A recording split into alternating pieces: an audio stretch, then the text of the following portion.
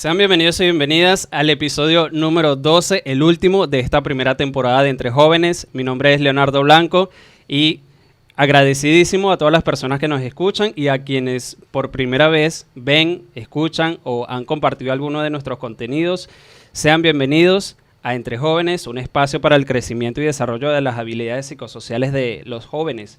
Jóvenes que hoy son tan importantes y un catalizador de la economía en el país y en todos los países, en realidad. Este episodio número 12 se lo queremos dedicar a un tema muy importante que antes se llamaba trata de blancas, pero que se corrigió. ¿Y por qué se corrigió? Porque todas las personas podemos ser víctimas de este tráfico. Tráfico que no es lo mismo que trata, y para eso también vamos a ir abordando esta temática. Para hablar de ello, tengo un invitado muy especial. Él es Joel Haviles, coordinador de protección de la Organización Internacional para las Migraciones, OIM. Bienvenido, Joel. Muchas gracias por la invitación. ¿Qué tal? ¿Cómo estás? Bien, un gusto estar aquí con ustedes. Antes de ir al tema principal, me gustaría que definamos un poco o encontremos esa diferencia entre trata de personas y tráfico ilícito de personas. Claro que sí. Son términos afines, digamos, ¿no? Pero la trata de personas, empezando por ello, es un delito. Es un delito que implica la captación de una persona con fines de explotación, ¿no? Pongamos un ejemplo que quizás lo ilustramos de manera más simple. Una falsa oferta de trabajo en las redes sociales. Te ofrecen que se ve muchísimo. Que se ve muchísimo hoy en día en muchos grupos, en WhatsApp o en diversos medios digitales, ¿no? Una oferta para ser mesero, para ser vendedor, cualquier actividad para la cual uno puede generar ingresos, pero que detrás de esa oferta en realidad no hay una actividad laboral legítima, lícita, sino hay una intención de explotar. Por ejemplo, la explotación sexual, que hoy en día afecta sobre todo a adolescentes y mujeres venezolanas y peruanas también, naturalmente, que encuentran una oferta de trabajo en las redes, llaman, se les dice vamos a viajar a tal zona, a tal región, o el trabajo es en tal distrito, ¿no? Y cuando tú vas, o en el camino, te pueden decir que te van a pagar el pasaje, que te van a pagar el alimento, y con eso están generándote una deuda. Cuando y no sales de ese trabajo hasta que pagues la deuda. Exactamente. Si no hay acusaciones, tal vez amenazas, incluso de muerte. Exactamente. Esa es la palabra clave, las amenazas, el engaño, el abuso de la vulnerabilidad, ¿no? Que son las situaciones de aprovechamiento que utilizan los tratantes. En la ley, el delito de trata está tipificado, está definido precisamente en base a esos medios que utilizan los tratantes. ¿Cómo convencer a una persona para llevarla a una actividad que finalmente es una actividad de explotación, ¿no? Entonces, hablamos de 3 momentos de trata, para resumirlo de manera simple. El acto, es decir, una conducta que realiza el tratante, que puede ser la captación, el traslado, el transporte o recibir una persona.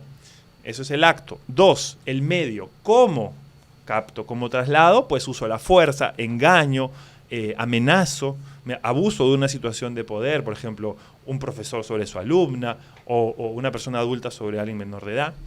Y lo tercero es la finalidad de explotación. Esta puede ser sexual, laboral, mendicidad, venta de niños, venta de órganos, y hoy en día encontramos también trata con fines de actividades ilícitas, ¿no? Entonces eso es la trata por un lado. Antes de pasar al tráfico ilícito de personas, mencionaste algo que es muy importante, y es que todas las personas podemos ser víctimas de la trata de personas.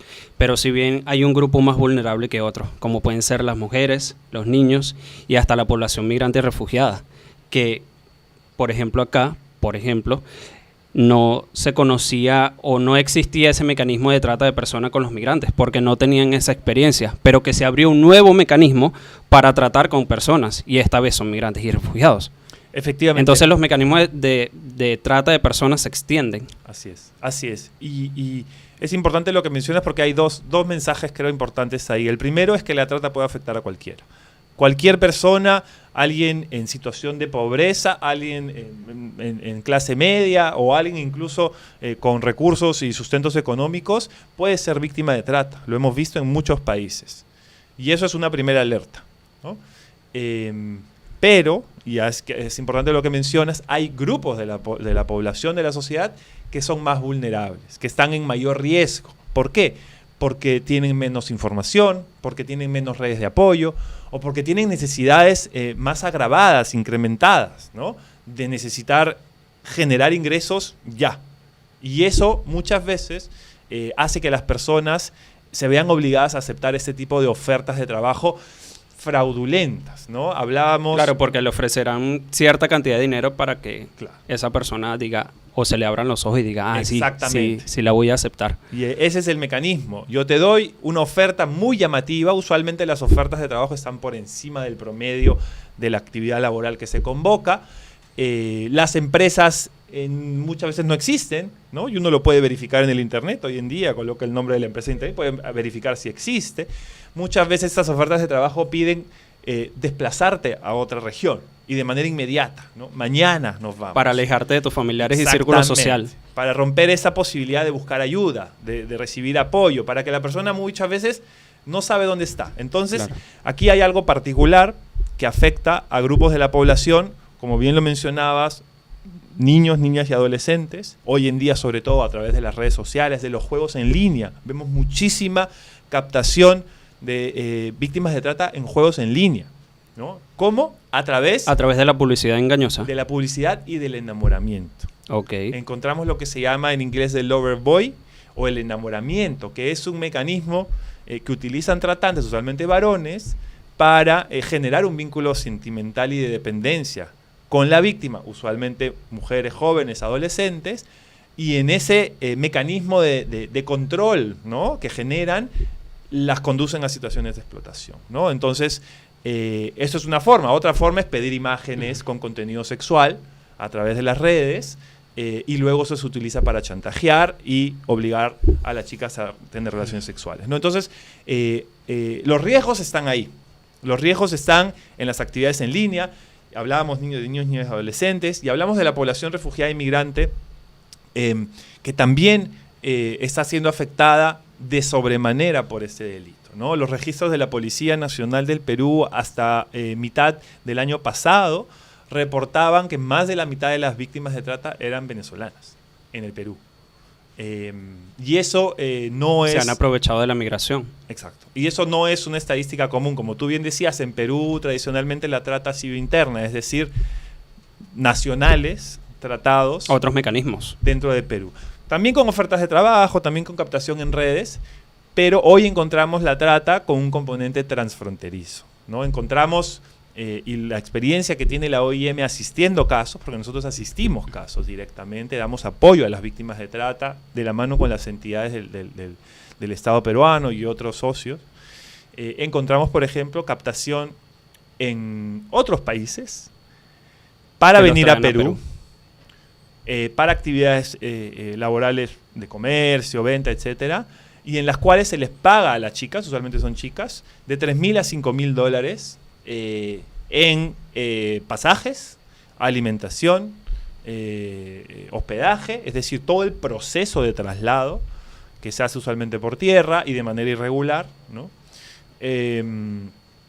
Genera una deuda. Y esa deuda, como tú bien decías, cuando llegan aquí se convierte en una camisa de fuerza que impide a las chicas salir, escapar, pedir ayuda para, digamos, recuperar su libertad y su dignidad, ¿no? Y aparte de la trata, ¿qué es el tráfico ilícito entonces de personas? Bien, entonces el tráfico ilícito de migrantes es un delito también que afecta y que afecta la dignidad de las personas. En muchos casos las personas se enfrentan altos riesgos al momento de someterse a situaciones de tráfico, y el tráfico está compuesto de la facilitación del cruce irregular. Ojo, digo irregular, aquí no hablamos de ilegalidad porque no hay personas legales ni ilegales. Hablamos de un movimiento irregular migratorio, es decir, yo cruzo una frontera sin pasar control migratorio porque hay un tercero que me lo facilita y obtiene un beneficio. Tú quieres cruzar la frontera de Perú a Bolivia, no tienes la documentación necesaria, vas donde un traficante y el traficante conoce los pasos irregulares y a cambio de dinero o algún beneficio facilita ese cruce irregular, ¿no? Entonces, quien comete el delito es el traficante. Ojo, el migrante que cruza de manera irregular nunca puede ser criminalizado. ¿Okay? No comete un delito. El delito lo comete quien recibe el beneficio, quien recibe el dinero por facilitar la entrada, ¿no? Okay. Y eso genera muchos riesgos, porque ante la ausencia de vías regulares de ingreso, de posibilidades de ingreso regular a los países, lo hemos visto en muchos de los países del corredor andino, ¿no? Con la movilidad venezolana, que requieren pasaportes, se requieren visas, que para la mayoría de personas es inalcanzable. Las personas deben recurrir a este tipo de mecanismos para poder continuar con su ruta migratoria, para poder reunificarse con sus familias o buscar seguridad o oportunidades, ¿no?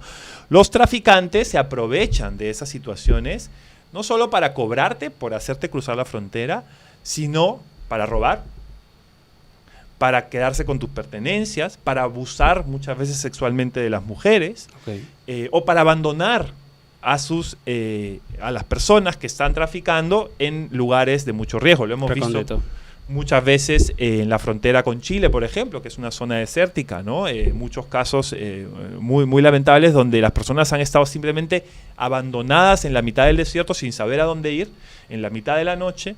Y que también han sido víctimas de este tipo de tráfico. Exacto, en situación de tráfico, ¿no? Entonces, una persona en situación de tráfico puede ser víctima de múltiples delitos, ¿sí? Una persona en situación de tráfico puede ser víctima de trata. Porque el traficante en la frontera, tú le pagas para que te ayude a cruzar por una trocha y del otro lado te recibe una mototaxi que te ofrece un trabajo. Yo te voy a llevar aquí a una zona comercial donde hay un montón de bares, y bueno, vos vas a vender, vas a trabajar en el bar, etcétera, o en un restaurante, y finalmente te está conduciendo a una situación de explotación. Entonces ahí encontramos el enlace que hay entre las redes de tráfico y las redes de trata. El tráfico puede convertirse en trata y la trata puede convertirse en tráfico. Como hablábamos de las chicas captadas en Colombia que llegan a Perú, que son víctimas de trata, ¿no? Porque las vienen a ser explotadas aquí, cruzan fronteras irregulares por medio de traficantes. Entonces, para lograr llegar a la situación de explotación, recurren a traficantes, ¿no? Entonces son dos delitos distintos, dos delitos que generan también una respuesta distinta de las autoridades, pero que utilizan redes, mecanismos y actores afines, digamos, para cometerlos, ¿no? Hablamos entonces de las definiciones y tal vez de los mecanismos de captación y del delito que ambas tienen, tanto del tráfico ilícito de personas como de la trata de personas. Pero creo que es algo muy importante hablar acerca de los mecanismos de prevención. Entonces, sobre todo en el tema de algo que no sé, corrígeme, yo veo preocupante es, uno, el tema de los jóvenes. Hay demasiada información en redes sociales y la mayoría del tiempo la pasamos en redes sociales, en estos aparatos electrónicos, y sobre todo la juventud, que se la pasa jugando en línea. Hay mecanismos también para poder prevenir esa trata de personas. Definitivamente, ¿no? Lo primero es conocer. Qué es la trata. Yo les invito a revisar las redes de OIM. Tenemos una campaña que se llama Alguien trata de engañarte, con varias piezas muy claras, muy informativas, spots, donde van a poder conocer, profundizar un poquito más en qué es la trata. Lo primero es saber qué es la trata. Lo segundo es saber qué buscan los tratantes, ¿no? Y cómo. Los tratantes tienen mecanismos de identificación de potenciales víctimas, ¿no? Hay varios métodos para saber quién tiene más posibilidad de caer en la trampa. ¿Okay? Entonces, han sofisticado sus métodos, han mejorado sus prácticas para poder cometer sus delitos y llegar a las personas más vulnerables, ¿no? Entonces es importante, uno, información, dos, comunicación, sobre todo en jóvenes, en niños, niñas, adolescentes, en jóvenes, comunicarse. Si uno está buscando trabajo y encuentra una oferta en las redes, pues uno puede consultar con un amigo, ¿no? Uno puede consultar con un amigo. Mejor si es alguien que si es migrante, refugiado, pues que ya tiene un tiempo aquí y conoce un poco más las dinámicas, o si es alguien local, verificar si existe o no existe esa empresa, ¿no? O tal vez utilizar los portales más confiables, ¿no? Sí, puede ser. O buscar trabajo en portales más confiables también. Pero muchas veces la gente, por necesidad, por presión, por apuro, está en búsqueda de las oportunidades que aparezcan, ¿no? Y eso es totalmente legítimo y necesario. Pero es importante eso, saber identificar cuando hay una alerta, ¿no? Una falsa oferta de trabajo tiene lo que decíamos, un sueldo mayor al superior, una empresa que no existe, este sentido de urgencia y de inmediatez, ¿no? Eso es una primera alerta. Entonces, comunicarse. Luego, sobre todo para jóvenes, para los padres también, que viven con sus hijos, la comunicación es importante. Saber qué tipo de actividad realizan en las redes sociales, qué tipo de actividad realizan en los juegos en línea, ¿no? Hay muchos dispositivos para resguardar la privacidad, la confidencialidad, ¿no? Son también mecanismos importantes que hay que utilizar en las diversas plataformas. Creo que muchos aplicativos también te dan la opción de privatizar algunas cosas. O sea, que no puedes entrar, los jóvenes no pueden entrar a ciertas páginas. Limitar contenidos también puede ser una opción. Incluso en YouTube creo que también pasa. Exactamente. Yo le acabo de abrir la cuenta a mi hijo que en YouTube, que es exactamente para el rango de edad que él tiene, y excluye todos los contenidos que no son apropiados para la ciudad, ¿no? Entonces, eso es importante también. Lo otro es la actividad propia de los chicos y las chicas en las redes sociales, en línea, es resguardarse, ¿no? Y todo empieza por uno, es decir, no compartir imágenes que puedan generar algún tipo de represalia o, digámoslo claro, ¿no? Imágenes con contenido sexual. Es preferible no compartir imágenes porque lo que se lanza a las redes sociales no tiene vuelta. O sea, no hay forma después de controlarlo y eso puede terminar en cualquier lugar. Incluso si es el novio de toda la vida o si es el mejor amigo, la mejor amiga.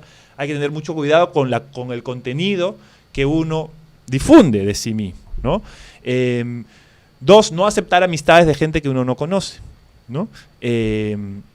Hay mucho riesgo y hay muchas personas, y esto es lo que hemos estado viendo, lo hablábamos con la Fiscalía de Trata hace poco, en las redes sociales, personas que se hacen pasar por chicos, por chicas, por jóvenes, pero son adultos, generan estos vínculos de juego, de actividad en línea, en el internet, y luego te citan, ¿no? Vamos a tomar algo, vamos a vernos, y ahí en ese acto es cuando la persona es finalmente sometida y coaccionada a ser explotada. Entonces, no encontrarse con gente que uno no conoce, no aceptar amistades que uno no conoce, son todos mecanismos. Y eso en cuanto a jóvenes y en cuanto a adultos, creo que también se puede servir. Exactamente.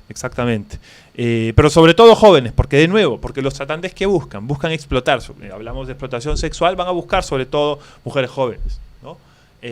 Porque la demanda de explotación sexual en estos centros donde ocurre, en su mayoría son mujeres jóvenes. Ojo, también hemos visto explotación de varones jóvenes.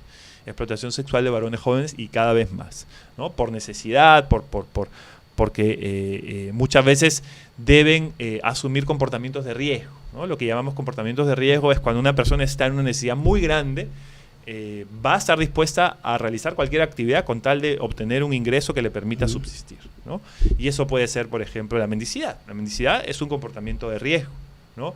Y muchas veces puede implicar también el uso de niños con fines de explotación. Ojo, no estoy diciendo que toda situación de mendicidad implica trata, ¿no? La mendicidad es un mecanismo de supervivencia también para muchas personas en situaciones de pobreza extrema. Pero siempre que haya un intermediario que tenga algún fin. Exacto, cuando hay algún fin lucrativo. De explotar, de utilizar, de instrumentalizar a un niño, ¿no?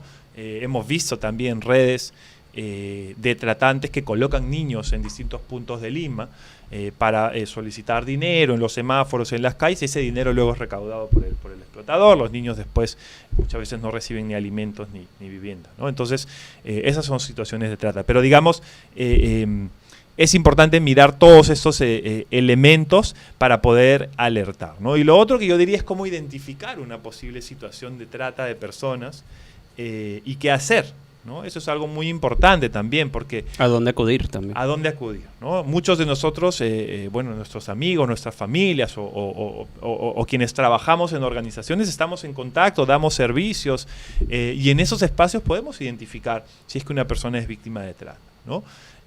Hay algunos indicios que nos pueden dar pie a sospechar que alguien es víctima de trata, como por ejemplo alguien que no tiene sus documentos, ¿no? Alguien que relata que sus documentos han sido retenidos, ¿no? Por su empleador, por su empleador, ¿no? Eso es un indicio fuerte a que una persona ha estado en una situación de trata, porque usualmente los tratantes retienen los documentos de las personas. Alguien que muestra signos de violencia, ¿no? Por ejemplo, muchas cosas, algo que violencia puede ser en todos los ámbitos. En todos los ámbitos. Hablando de violencia física, como emocional también. Exactamente, puede ser. como psicológica, ¿no? Emocional. Algo que hemos visto mucho en la movilidad de la población venezolana, algunos casos son adolescentes con adultos que mencionan ser pareja, ¿no? Adolescentes, incluso menores de edad, adolescentes menores de edad o jóvenes que no están acompañados por tutores legales, pero que vienen con una supuesta pareja o en grupos de varones, ¿no? Chicas solas con grupos grandes de varones. También es un indicio fuerte para poder profundizar y alertar sobre una posible situación de trata, ¿no? O personas que relatan que tienen un trabajo y que trabajan, comen y duermen en el mismo lugar, ¿no? Que no tienen los equipos suficientes de protección para hacer su trabajo. Todas esas son situaciones que efectivamente nos elevan una alerta. ¿Qué hacer si yo me encuentro con una situación así?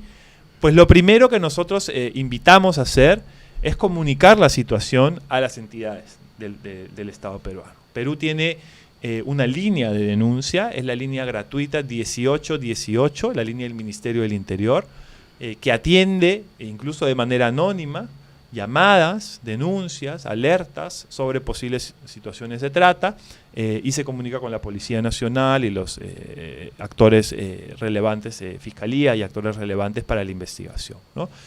También existen muchas ONGs que apoyan esta labor de protección y ustedes pueden también acercarse a la OIM. Y que se pueden derivar estos casos también. Exactamente, ¿no? Trabajamos de forma conjunta para poder atender las necesidades que son múltiples, ¿no? De las víctimas de trata, porque la trata es un delito grave, es un delito que afecta la integralidad de la persona, ¿no? Y socava desde lo más profundo la dignidad de las personas, sus derechos, en muchos casos su libertad, y el proceso de recuperación es complejo, es largo, complejo, pero es posible, ¿no? Y los esfuerzos que se están haciendo son importantes.